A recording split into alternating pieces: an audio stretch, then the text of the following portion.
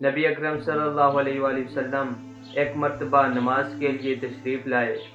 تو ایک جماعت کو دیکھا کہ وہ کھل کر ہنس رہی تھی اور ہنسنے کی وجہ سے ان کے دانت نظر آ رہے تھے۔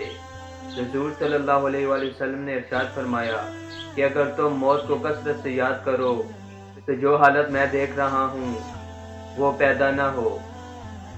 لہٰذا موت کو کثرت سے یاد کرو۔ قبر پر کوئی دن ایسا نہیں گزرتا جس میں وہ یہ نہ کہتی ہو کہ میں تنہائی کا گھر ہوں، میں مٹی کا گھر ہوں، میں کیڑوں کا گھر ہوں۔ جب مومن کو قبر میں رکھا جاتا ہے تو وہ کہتی ہے کہ تیرا آنا مبارک ہو، زمین پر چلنے والوں میں تو مجھے سب سے زیادہ پسندیدہ تھا، تو آج میرے پاس آیا ہے تو میرے سلوک کو بھی دیکھ لے گا۔ اس کے بعد قبر میں مردے کی جہاں تک نظر پہنچتی ہے وہاں تک اس کو وسیع کر دیا جاتا ہے اور جنت کی ایک کھڑکی کھول دی جاتی ہے جہاں سے ہوائیں اور خوشبو آتی رہتی ہے۔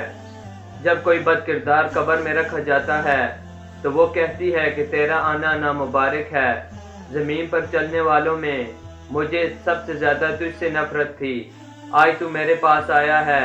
تو میرے برتاؤ کو بھی دیکھ لے گا۔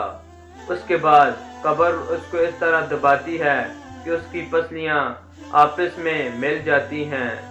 اور اس پر 70 اژدھے مسلط کر دیے جاتے ہیں۔ اگر ان میں سے ایک بھی اژدھا اس زمین پر پھکار مارے تو زمین کا گھاس تک باقی نہ رہے، وہ اس کو قیامت تک ڈستے رہیں گے۔ حضور صلی اللہ علیہ وآلہ وسلم نے ارشاد فرمایا، قبر جنت کے باغوں میں سے ایک باغ ہے